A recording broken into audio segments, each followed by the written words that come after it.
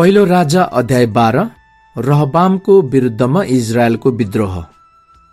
रहबाम शकेममा गए, किनकि सारा इजरायल तिनलाई राजा बनाउन त्यहाँ गएका थिए। जब नबातका छोरा यारोबामले यो कुरा सुने, तिनी अहिलेसम्म मिश्र देशमा नै थिए, जहाँ तिनी सोलोमन राजादेखि भागेर गएका थिए। तब तिनी मिश्र देशबाट फर्के। यसकारण मानिसहरूले यारोबामलाई बोलाइ पठाए र तिनी र इजरायलका जम्मै समुदाय रहबाम कहाँ गएर तिनलाई भने, तपाईका पिताले हामीलाई गरौं जुवा बोकाइदिनु भएको थियो, तर उहाँले हामीमाथि लगाउनु भएको यो कठोर परिश्रम र गरौं जुवालाई तपाईले हलुङ्गो गरिदिनुहोस् र हामी तपाईको सेवा गर्नेछौ। रहबामले जवाफ दिए, मलाई 3 दिनको समय देऊ र फेरि आऊ। यसैले मानिसहरू गइहाले।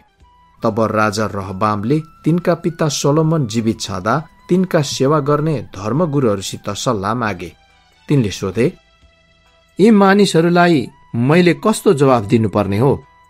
तिनीहरूले भने, यदि आज हजुर यी मानिसहरूका सेवक भएर तिनीहरूको सेवा गर्नुहुन्छ र अहिले तिनीहरूले चाहेको जवाफ हजुरले तिनीहरूलाई दिनुहुन्छ भने तिनीहरू सधैँ हजुरका सेवकहरू हुनेछन्।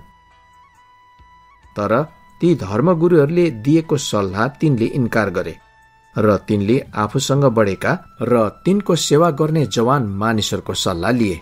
तिनले तिनीहरूलाई सोधे, तिमीहरूको सल्लाह के छ? तपाईका पिताले हामीहरूमाथि बोकाउनु भएको जुवा हलुङ्गो गरिदिनुहोस् भन्ने यी मानिसहरूले बिन्ती गरेकामा म कस्तो जवाब दिउँ? तिनीसँग बढेका ती जवान मानिसहरूले जवाब दिए, हजुरका पिताले हामीमाथि गरौं जुवा बोकाइदिनु भएको थियो र त्यो हलुङ्गो पारिदिनुहोस् भनी हजुरलाई भन्ने यी मानिसहरूलाई भन्नुहोस्, मेरो कान्छी औँला मेरा पिताको कम्मर भन्दा मोटो छ। मेरा पिताले तिमीहरूमाथि गरौं जुवा बोकाइदिनु भएको थियो, म त्यो अझै गरौं पारिदिनेछु। मेरा पिताले तिमीहरूलाई बेतले कुट्न लगाउनुहुन्थ्यो, तर म तिमीहरूलाई बिच्छीहरूले डस्न लाउनेछु। 3 दिनपछि म कहाँ आऊ भनी राजाले भने झै यारोबाम र ती सबै मानिसहरू रहबाम कहाँ फर्केर आए। राजाले ती मानिसहरूलाई कडा जवाफ दिए। धर्मगुरुहरूले दिएका सल्लाह तिनले इन्कार गर्दै ती जवानहरूले दिएको सल्लाह मानेर भने, मेरा पिताले त तिमीहरूको जुवा गरौं पारिदिनु भएको थियो, म त्यो अझै गरौं पारिदिनेछु। मेरा पिताले तिमीहरूलाई बेत लगाउनुहुन्थ्यो, तर म तिमीहरूलाई बिच्छीहरूले डस्न लगाउनेछु। यसरी राजाले ती मानिसहरूको कुरा सुनेनन्, किनकि सिलोका अहियाद्वारा नबातका छोरा यारोबामलाई उहाँले भन्नुभएको वचन पूरा हुनलाई परमप्रभुले यस्तो स्थिति ल्याउनु भएको थियो। जब राजाले तिनीहरूका कुरा नसुनेका सारा इजरायलले देखे, तब तिनीहरूले राजालाई जवाफ दिए, दाउदमा हाम्रो के हिस्सा छ र? इसैका छोरामा हाम्रो के भाग छ? हे इजरायली हो, आफ्नो पालमा जाऊ। हे दाउद, तिमी आफ्नै घर सम्हाल। यसै कारण इजरायलीहरू आफ्नो घर लागे। तर यहुदाका सहरहरूमा बस्ने इजरायलीहरूमाथि रहबामले अझै शासन गरे। राजा रहबामले बेगार काममा लगाउने मानिसहरूका जिम्मावाल अदोनीरामलाई पठाए, तर सबै इजरायलीहरूले तिनलाई ढुङ्गाले हानेर मारे। तापनि राजा रहबाम चाहिँ आफ्नो रथमा चढेर यरुसलेममा भागेर जान सफल भए। अनि आजको दिनसम्म दाउदका घरानाको विरुद्धमा इजरायल बागी भएको छ। जब यारोबाम फर्केर आएका छन् भनी सबै इजरायलीहरूले सुने, तब तिनीहरूले मानिसहरू पठाएर तिनलाई सभामा बोलाए र सारा इजरायलमाथि तिनलाई राजा तुल्याए। यहुदाको कुल मात्र दाउदका घरानाको राजभक्त भइरहे। जब रहबाम यरुसलेममा आइपुगे, तब सोलोमनका छोरा रहबामको निम्ति राज्य फिर्ता लिन इजरायलका घरानाको विरुद्धमा लडाईँ गर्न यहुदा र बेन्यामिनका कुलका 1,80,000 योद्धाहरूलाई तिनले भेला गराए। तर परमेश्वरका जन समयाहा कहाँ परमेश्वरको यो वचन आयो, सोलोमनको छोरो यहुदाको राजा रहबामलाई र यहुदा र बेन्यामिनका सारा घराना र बाँकी मानिसहरूलाई भन्, परमप्रभु यसो भन्नुहुन्छ, तिमीहरू आफ्ना दाजुभाइ इजरायलको विरुद्धमा युद्ध गर्न उक्लेर नजाऊ। तिमीहरू हरेक आफ्नो घर फर्केर जाऊ, किनकि यो काम मैले गरेको हो। यसैले परमप्रभुले तिनीहरूलाई हुकुम गर्नुभए झै तिनीहरूले परमप्रभुको वचन पालन गरेर तिनीहरू आफ्नो घर गए। बेथेल र दानमा सुनका बाछा। त्यसपछि यरोबामले एफ्राइमको पहाडी देशमा भएको सकेमलाई किल्ला बनाएर सुरक्षित पारे र त्यही नै बसोबास गरे। त्यहाँबाट गएर तिनले पनियल सहर निर्माण गरे। यरोबामले आफ्नो मनमा यस्तो विचार गरे, यो राज्य दाउदको घरानातिरै फर्किजान्छ होला। यदि यी मानिसहरू यरुसलममा परमप्रभुको मन्दिरमा बलिदान चढाउन गए भने तिनीहरूका मन आफ्ना प्रभु यहुदाका राजा रहबामतिर राजभक्त हुनेछन्। तिनीहरूले मलाई मारेर राजा रहबामतिर फर्किजानेछन्। तब सरसल्लाह लिएर राजाले सुनका 2वटा बाछा बनाए। तिनले मानिसहरूलाई भने, तिमीहरूलाई यरुसलेममा जान अति कष्ट हुन्छ। हे इजरायल हो, तिमीहरूलाई मिश्र देशबाट निकालेर ल्याएका तिमीहरूका देवताहरू त यहाँ पो छन्। तिनले एउटा बेथेलमा र अर्को चाहिँ दानमा स्थापना गरे। अनि यही कुरा इजरायलमा पाप भयो। मानिसहरू दानसम्मै त्यहाँ भएको देवतालाई पूजा गर्न जान्थे। यरोबामले डाँडाका पूजा गर्ने थानहरू पनि बनाए र ती लेवीको कुलका नभए तापनि सब थरीका मानिसहरूबाट पुजारीहरू नियुक्त गरे। तिनले 8औं महिनाको 15औं दिनमा यहुदामा भएको चाड जस्तै एउटा चाड ठहर्याए र वेदीमा बलिदानहरू चढाए। बेथेलमा आफूले बनाएका बाछाहरूका निम्ति तिनले बलिदान चढाए। बेथेलमा आफूले बनाएका डाँडा डाँडाका पूजा गर्ने थानहरूका पुजारीहरू पनि नियुक्त गरे। 8औं महिनाको 15औं दिनमा तिनी आफैले तोकेको महिनामा बेथेलमा आफूले निर्माण गरेको वेदीमा तिनले बलिदान चढाए। यसरी इजरायलका निम्ति तिनले चाड ठहर्याए र बलिदान चढाउनलाई आफै वेदीमा उक्लेर गए।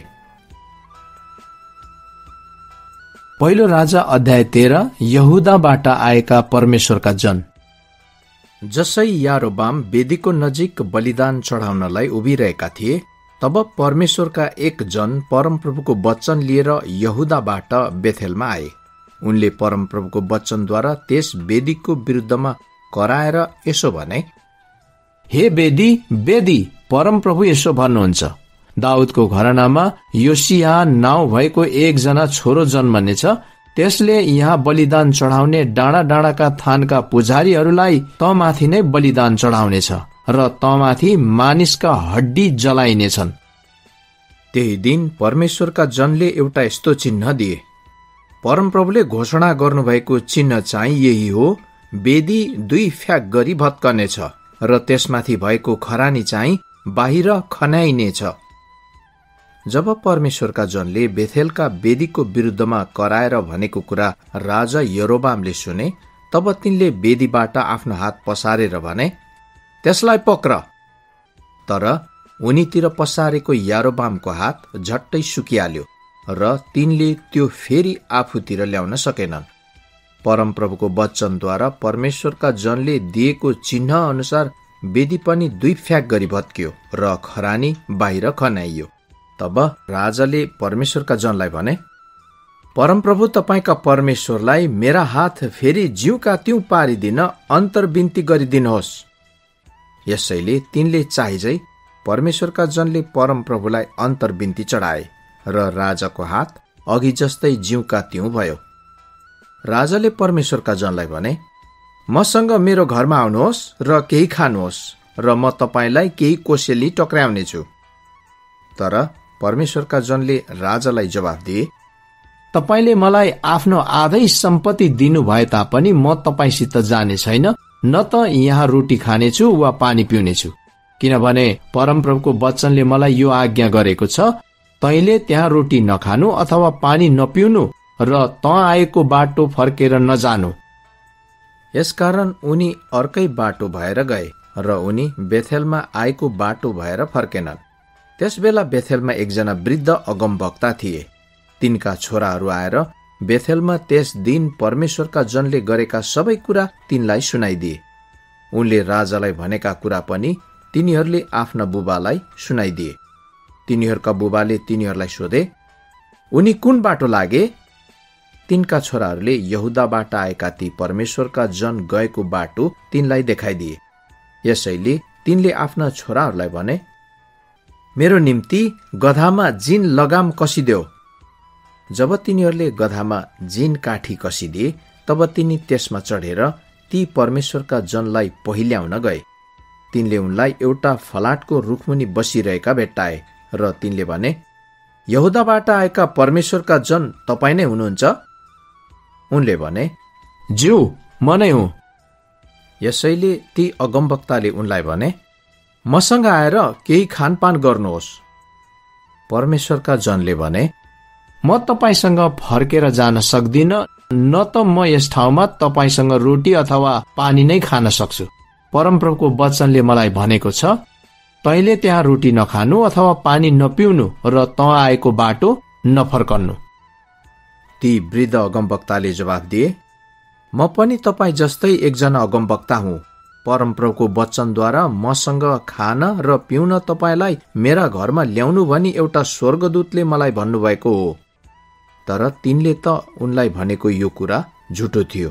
यसकारण परमेश्वरका ती जन फर्केर तिनीसँग गए र तिनको घरमा खानपान गरे।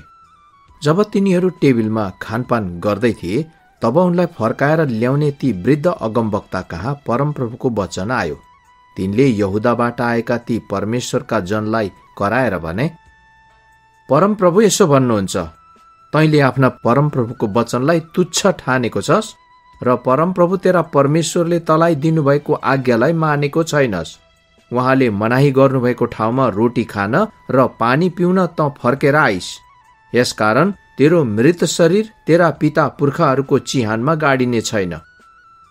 जब ती परमेश्वरका जनले खानपान गरिसके तब उनलाई फर्काएर ल्याएका ती अगमवक्ताले उनको निम्ति आफ्नो गधामा जिन काठी कसिदिए। जब उनी गइरहेका थिए तब एउटा सिंहले उनलाई बाटोमा भेट्टाएर मार्यो र उनको लास बाटैमा पडिरह्यो। गधा र सिंह चाहिँ दुवै छेउमा उभिरहेका थिए। त्यही बाटो भएर जाने कोही मानिसहरूले त्यो लास बाटैमा फ्याँकिएको र त्यस सिंहलाई लासकै छेउमा उभिरहेको देखे र गएर ती वृद्ध अगमवक्ता बसेको शहरमा त्यो समाचार सुनाइदिए। जब उनलाई यात्राबाट फर्काएर ल्याएका ती अगमवक्ताले त्यो कुरा सुने तब तिनले भने, उनी त त्यही परमेश्वरका जन हुन् जसले परमप्रभुको वचनलाई टेरेका थिएनन्। परमप्रभुले उनलाई सिंहको मुखमा पर्न दिनुभएछ र परमप्रभुको वचनले चेतावनी दिए चाहिँ त्यस सिंहले उनलाई फहराएर मारेछ। ती अगमवक्ताले आफ्ना छोराहरूलाई भने, मेरो निम्ति गधामा जिन काठी कसिदेऊ। तब तिनीहरूले कसिदिए। अनि तिनी गएर त्यस लासलाई बाटैमा पडिरहेको र गधा र सिंह छेउमा नै उभिरहेका भेट्टाए। त्यस सिंहले त्यस लासलाई खाएको थिएन र गधालाई पनि फहराएको थिएन। यसैले ती अगमवक्ताले परमेश्वरका जनको लासलाई उठाएर गधामा राखे र उनको निम्ति शोक गर्न र उनलाई गाड्न आफ्नो शहरमा ल्याए। तब तिनले त्यस लासलाई आफ्नै चिहानमा गाडे र तिनीहरूले यसो भनेर बिलाप गरे, हाय मेरो भाइ। उनलाई गाडिसकेपछि तिनले आफ्ना छोराहरूलाई भने, म मरेपछि मलाई पनि यी परमेश्वरका मानिस गाडिएकै चिहानमा गाडिदिनु है। मेरा हड्डीहरू उनकै छेउमा रहन्। किनकि बेथेलमा भएको वेदी र सबै सामरियाका नगरहरूका डाँडा डाँडामा भएका पूजा गर्ने थानहरूका विरुद्धमा परमेश्वरको वचनद्वारा उनले घोषणा गरेको समाचार निश्चय नै पूरा हुनेछ। त्यसपछि पनि यरोबामले आफ्ना दुष्ट चालहरू त्यागेनन्, तर डाँडा डाँडाहरूमा भएका पूजा गर्ने थानहरूका निम्ति तिनले सबै थरीका मानिसहरूबाट पुजारीहरू नियुक्त गरे। पुजारी हुन चाहने कुनै पनि मानिसलाई डाँडाका थानहरूका निम्ति तिनले नियुक्त गर्थे। यरोबामको घरानाको पाप यही थियो, जसले गर्दा त्यसको पतन भयो र पृथ्वीबाट त्यसको सर्वनाश भयो। पहिलो राजा अध्याय 14। यरोबामको विरुद्धमा अहियाको अगमबाणी। त्यस बेला यारोबामको छोरो अबिया बिरामी भयो र यारोबामले आफ्नी पत्नीलाई भने, तिमी यरोबामकी पत्नी हो भनी मानिसहरूले नचिन्नलाई तिम्रो भेष बदली गर। तब सिलोमा जाऊ मलाई यी मानिसहरूमाथि राजा हुनेछौ भन्ने अहिया अगमवक्ता त्यहाँ छन्। तिम्रो साथमा 10 वटा रोटी, केही फुरौलाहरू र एक सानो घैँटो मह लिएर तिनी कहाँ जाऊ। बालकलाई के हुन्छ सो तिनले तिमीलाई बताइदिनेछन्। यसैले यरोबामकी पत्नीले तिनले भनेझै गरिन् र तिनी शिलोमा अहियाको घरमा गइन्। त्यसबेला अहियाले देख्न सक्दैनथिए, किनभने वृद्ध अवस्थाले गर्दा तिनका आँखा धमिलिएका थिए। तर परमप्रभुले तिनलाई भन्नुभएको थियो, यरोबामकी पत्नी आफ्नो छोराको विषयमा तँसित सोध्न आउँदैछ, किनकि त्यो बिरामी छ अनि तैँले यस्तो जवाफ दिनु। जब त्यो आइपुग्छे तब अरू कोही हुँ भनी त्यसले बहाना गर्नेछ। जब अहियाले ढोकामा तिनका खुट्टाको आवाज सुने तब तिनले भने, ए यरोबामकी पत्नी, भित्र आऊ। किन यो बहाना गरे कि? खराब समाचार लिन म तिमी कहाँ पठाइएको छु। गएर यरोबामलाई भन, परमप्रभु इजरायलका परमेश्वर यसो भन्नुहुन्छ, मैले तँलाई मानिसहरूबाट खडा गरे र मेरा प्रजा इजरायलमाथि एउटा अगुवा तुल्याएँ। मैले दाउदको घरानादेखि राज्य खोसेर तँलाई दिएँ, तर तँ चाहिँ मेरो दास दाउद जस्तै भएको छैनस्, जसले मेरो दृष्टिमा जे असल छ त्यही मात्रै गर्दै मेरो आज्ञा पालन गर्यो र आफ्नो सारा हृदयले मलाई पछ्यायो। तँभन्दा अघि बाँचेकाहरू सबैभन्दा अझ बढी तैँले दुष्ट काम गरेको छस्।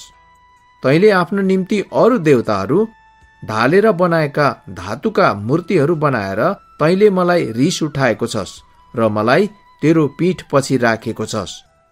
यसै कारण म यारोबामको घरानामाथि सर्वनाश ल्याउनेछु। म इजरायलमा भएको यारोबामका घरानाको हरेक पुरुष, कमरा वा फुक्का दुवैलाई खतम पारिदिनेछु। त्यो खतम नहोन्जेल यारोबामको घरानालाई गोबर जलाए झै म जलाइदिनेछु। यरोबामको घरानाका शहरमा मर्नेहरूलाई चाहिँ कुकुरहरूले खानेछन् र वनमा मर्नेहरूलाई चाहिँ आकाशका पन्छीहरूले खानेछन्। परमप्रभुले भन्नुभएको छ, तिमी चाहिँ अब घर फर्केर जाऊ। जब तिमीले आफ्नो शहरमा पाइला हाल्नेछौ तब त्यो बालक मर्नेछ। त्यसको निम्ति सबै इजरायलले विलाप गरेर त्यसलाई गाड्नेछन्, किनभने परमप्रभु इजरायलका परमेश्वरले त्यसमा मात्रै केही असल कुरो भेट्टाउनु भएकोले यारोबामको घरानामा त्यो मात्र गाडिनेछ। परमप्रभुले इजरायलमाथि एकजना राजा खडा गर्नुहुनेछ, जसले यारोबामको घरानालाई बहिष्कृत पार्नेछ। त्यो दिन आजै हो, अहिले नै हो। पानीमा निगालो यताउता हल्ले झै परमप्रभुले इजरायललाई त्यस्तै हल्लने गरी हिर्काउनुहुनेछ। तिनीहरूका पिता पुर्खाहरूलाई दिनुभएको यस असल देशबाट उहाँले इजरायललाई जरै समेत उखाल्नुहुनेछ र तिनीहरूलाई युफ्रेटिस नदी पारी तित्तर बितर पार्नुहुनेछ, किनभने तिनीहरूले असेराका मूर्तिहरू बनाएर परमप्रभुलाई रिस उठाए अनि यरोबामले गरेका र इजरायललाई गर्न लाएका पापहरूको कारण उहाँले इजरायललाई त्याग्नुहुनेछ। तब यारोबामकी पत्नी उठिन् र तिर्सामा गइन्। तिनी आफ्नो घरको साँघार नाग्ने बित्तिकै त्यो केटो मर्यो। परमप्रभुले आफ्ना दास अहिया अगमवक्ताद्वारा भन्नुभए झै तिनीहरूले त्यसलाई गाडे र सारा इजरायलले त्यसको निम्ति विलाप गरे। यरोबामको राज्यकालका अरू घटनाहरू र तिनका युद्धहरू र तिनले कसरी राज्य गरे ती इजरायलका राजाहरूका इतिहासको पुस्तकमा लेखिएका छन्। तिनले 22 वर्ष राज्य गरे र त्यसपछि तिनी आफ्ना पितृहरूसित सुते अनि तिनी पछि तिनका छोरा नादब राजा भए। यहुदाका राजा रहबाम। सोलोमनका छोरा रहबामले यहुदामा राज्य गरे। तिनी 41 वर्षको उमेरमा राजा भए। इजरायलका सबै कुलबाट आफ्नो नाउँ राख्नलाई परमप्रभुले चुन्नुभएको सहर यरुसलेममा तिनले 17 वर्ष राज्य गरे। तिनकी आमाको नाउँ नामा थियो। तिनी एक अम्मोनी थिइन्। परमप्रभुको दृष्टिमा जे कुरा खराब थियो त्यही यहुदाले गरे। तिनीहरूका पिता पुर्खाहरूले गरेका पापहरूभन्दा बढी पाप गरेर तिनीहरूले उहाँलाई क्रोधित तुल्याए। तिनीहरूले आफ्ना निम्ति पूजा गर्नलाई डाँडाका थानहरू, चोखा ढुङ्गाहरू र असेरा देवीका मूर्तिहरू हरेक अल्गो डाँडामा र झ्याममा परेको हरेक रुखमुनि खडा गरे। देशमा पुरुष वेश्याहरू पनि थिए।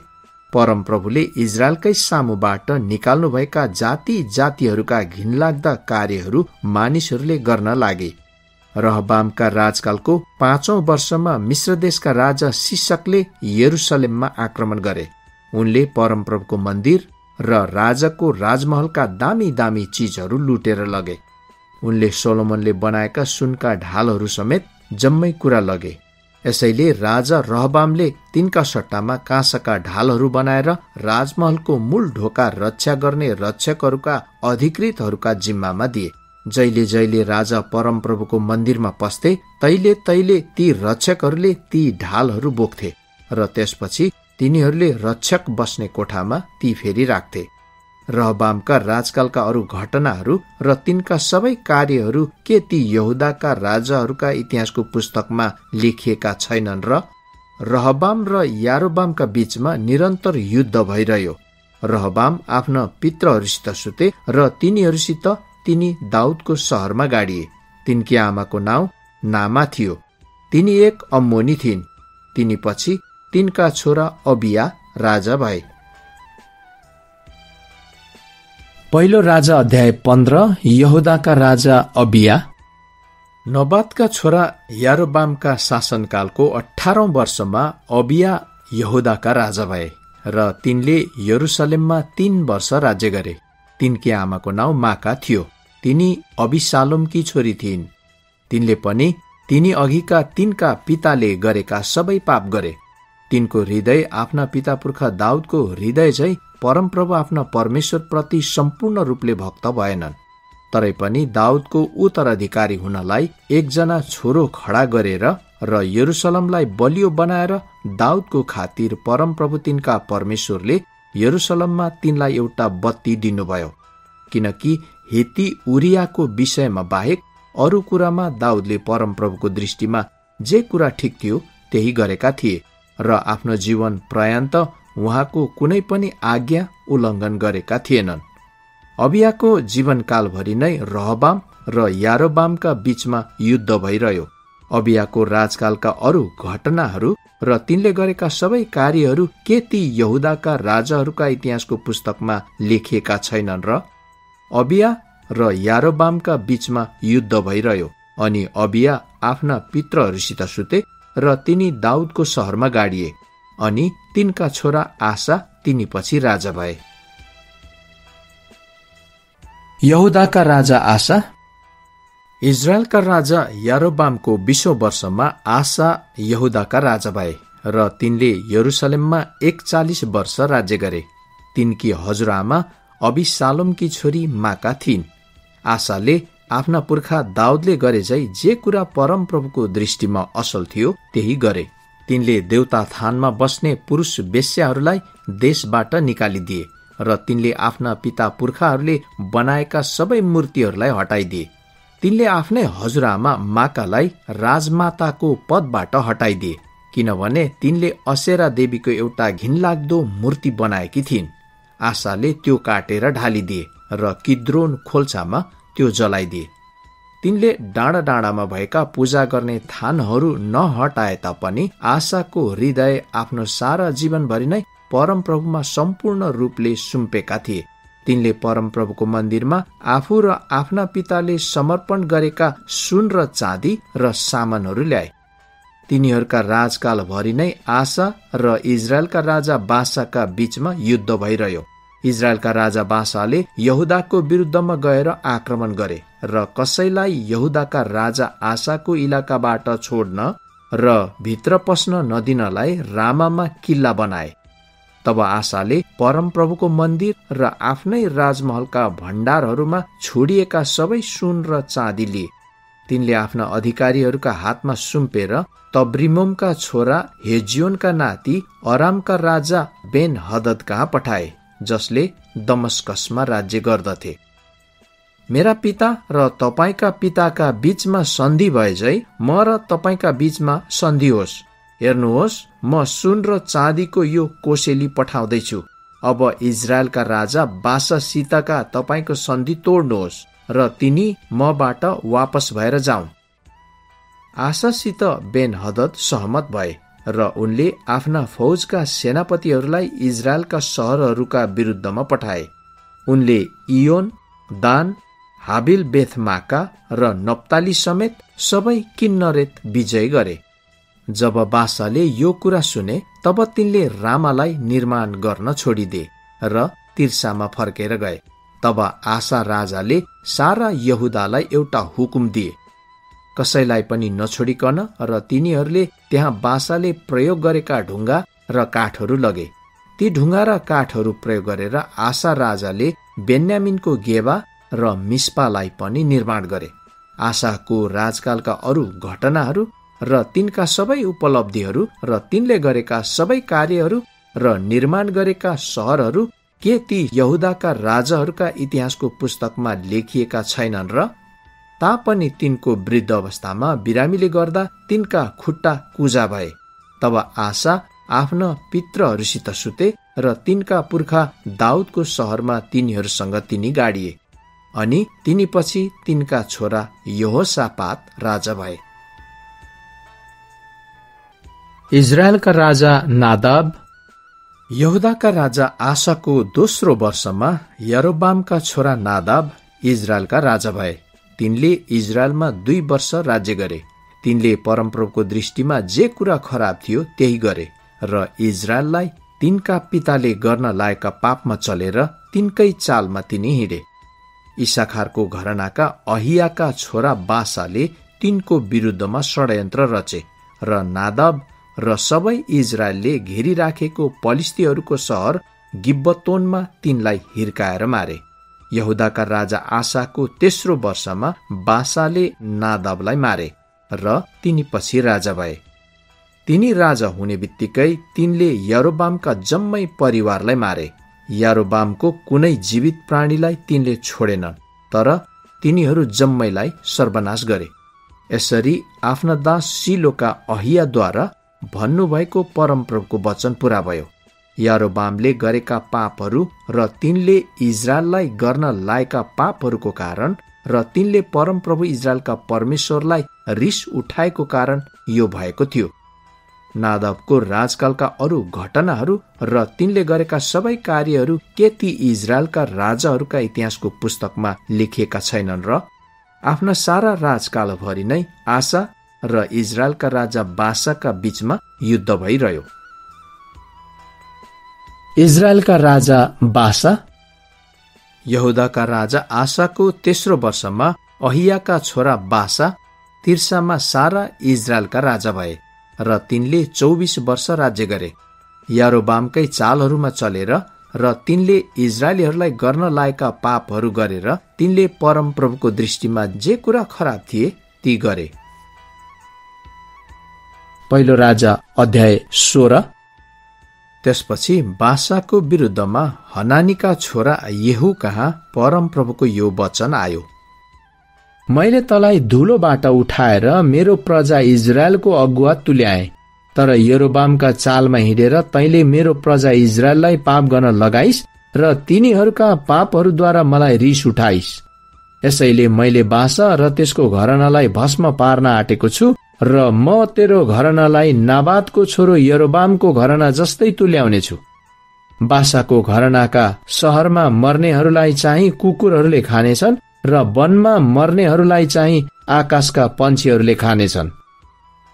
बासाको राजकालका अरू घटनाहरू र तिनले गरेका कार्य र उपलब्धिहरू के इजरायलका राजाहरूका इतिहासको पुस्तकमा लेखिएका छैनन् र? बासा आफ्ना पितृहरूसित सुते र तिर्सामा गाडिए, अनि तिनका छोरा एलाहा तिनी पछि राजा भए। त्यसबाहेक परमप्रभुको दृष्टिमा गरेका सबै खराबी र तिनले गरेका कामहरूद्वारा उहाँलाई रिस उठाएको र यारोबामको घरना जस्तै भएको कारणले अनि तिनले त्यसलाई नाश गरेको कारणले पनि बासा र तिनको घरना कहाँ परमप्रभुको यो वचन हनानीका छोरा येहू अगमवक्ताद्वारा आयो। इजरायलका राजा एलाहा। यहुदाका राजा आसाको 26औं वर्षमा बासाका छोरा एलाहा इजरायलका राजा भए र तिनले तिर्सामा 2 वर्ष राज्य गरे। तिनका अधिकारीहरूमध्येका एकजना आधा रथ सेनाका सेनापति जिम्रीले तिनको विरुद्धमा षड्यन्त्र गरे। त्यसबेला एलाहले तिर्सामा आफ्नो राजमहलको जिम्मावाल आर्साको घरमा मध्यपान गरिरहेका थिए। यहुदाका राजा आसाको 27औं वर्षमा जिम्रीले भित्र पसेर तिनलाई हिर्काएर मारे। तिनै जिम्री तिनीपछि राजा भए। जिम्री राजा भएर राज सुरु गर्ने बित्तिकै तिनले बासाका परिवारका जम्मैलाई मारे। तिनले बासाका कुटुम्ब र मित्र मध्येका एउटै पुरुषलाई पनि जिउँदो छोडेनन्। परमप्रभुले येहू अगमवक्ताद्वारा बासाको विरुद्धमा भन्नुभए अनुसार यसरी जिम्रीले बासाका जम्मै परिवारलाई नाश गरे। बासा र तिनका छोरा एलाहले गरेका पाप र इजरायललाई गर्न लागेका सबै पापहरूको कारण र तिनीहरूले आफ्ना बेकामका मूर्तिहरूले गर्दा परमप्रभु इजरायलका परमेश्वरलाई रिस उठाएको कारण यो भएको थियो। एलाहको राजकालका अरू घटनाहरू र तिनले गरेका सबै कार्यहरू के ती इजरायलका राजाहरूका इतिहासको पुस्तकमा लेखिएका छैनन् र? इजरायलका राजा जिम्री।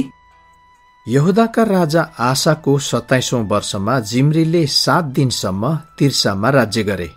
त्यसबेला सेना चाहिँ पलिस्तीहरूको सहर गिब्बतोन नजिकको छाउनीमा थिए। छाउनीमा भएका इजरायलीहरूले जिम्रीले षड्यन्त्र गरेर राजाको हत्या गरेका जब सुने, तब त्यही दिन छाउनीमा नै तिनीहरूले आफ्ना सेनापति ओम्रीलाई इजरायलका राजा घोषणा गरे। तब ओम्री र तिनीसँग भएका जम्मै इजरायलीहरू गिब्बतोनबाट हटेर तिर्सालाई घेरे। सहर लिएको देख्ने बित्तिकै जिम्री राजमहलको किल्लाभित्र पसे र तिनले राजमहलमा आगो लगाइदिए। यसरी तिनी जलेर मरे।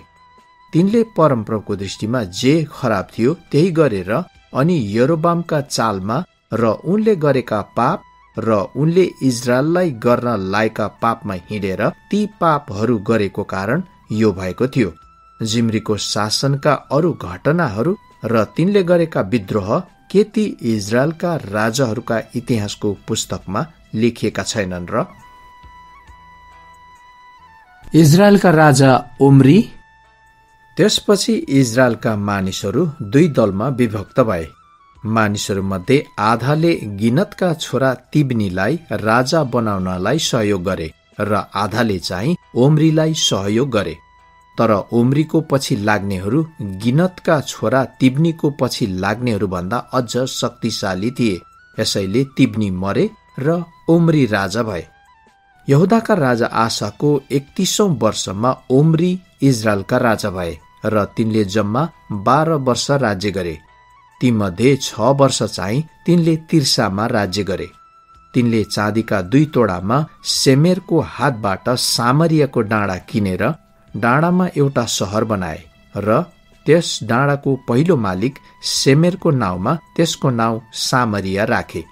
तर ओम्रीले परमप्रभुको दृष्टिमा जे कुरो खराब थियो त्यही गरे र तिनले आफूभन्दा अघिका सबै राजाहरूभन्दा अझ बढी पाप गरे। तिनी नाबातका छोरा यारोबामका सारा चाल र उनको पापमा चले, जुन पाप उनले इजरायललाई गर्न लाएका थिए र जसले गर्दा तिनीहरूले आफ्ना घिनलाग्दा मूर्तिहरूद्वारा परमप्रभु इजरायलका परमेश्वरलाई रिस उठाएका थिए। ओम्रीको राजकालका अरू घटनाहरू र तिनले गरेका कार्य र तिनका उपलब्धिहरू के ती इजरायलका राजाहरूका इतिहासको पुस्तकमा लेखिएका छैनन् र? ओम्री आफ्ना पितृहरूसित सुते र सामरियामा गाडिए अनि तिनीपछि तिनका छोरा आहाब राजा भए। आहाब इजरायलका राजा भएका। यहुदाका राजा आसाको 38औं वर्षमा ओम्रीका छोरा आहाब इजरायलका राजा भए र तिनले सामरियामा इजरायलमाथि 22 वर्ष राज्य गरे। ओम्रीका छोरा आहाबले आफ्ना अघिका सबै राजाहरूभन्दा परमप्रभुको दृष्टिमा अझ बढी दुष्ट्याइ गरे। नबातका छोरा यारोबामका पापी चालहरूमा हिँड्न तिनको निम्ति कम भए जस्तो मात्र होइन, तर तिनले सिदोनीहरूका राजा एताबालकी छोरी इजेबेललाई पनि विवाह गरे र बाल देवताको सेवा गरेर त्यसलाई पुज्न लागे। सामरियामा तिनले बनाएको बालको मन्दिरमा बालको निम्ति एउटा वेदी बनाए। आहाबले अशेरा देवीको मूर्ति पनि खडा गरे र तिनले आफ्ना अघिका इजरायलका सबै राजाहरूभन्दा बढी परमप्रभु इजरायलका परमेश्वरलाई रिस उठाउने काम गरे। आहाबको समयमा बेथेलका हियलले यरीहोलाई पुनर्निर्माण गरे। त्यसको जग बसाल्दा तिनको जेठो छोरो अबिरामको मृत्यु भयो र त्यसका मूल ढोकाहरू बनाउँदा तिनको कान्छो छोरो सगुबको मृत्यु भयो। यसरी परमप्रभुले नूनका छोरा यहोशूद्वारा भन्नुभएको वचन पूरा भयो। पहिलो राजा अध्याय 17। एलियालाई कागहरूले खुवाएका। अब गिलादको तिस्बेका तिस्बी एलियाले आहाबलाई भने, परमप्रभु इजरायलका परमेश्वर जसको सेवा म गर्दछु उहाँको जीवित नाउँमा शपथ खाएर म भन्दछु कि मेरो वचन बिना आगामी केही वर्षभरि न त शीत पर्नेछ न केही पानी पर्नेछ। तब परमप्रभुको यो वचन एलिया कहाँ आयो, यो ठाउँ छोडेर पूर्वतिर लाग र यर्दनको पूर्वतिर भएको करित खोल्छामा गएर लुकी बस।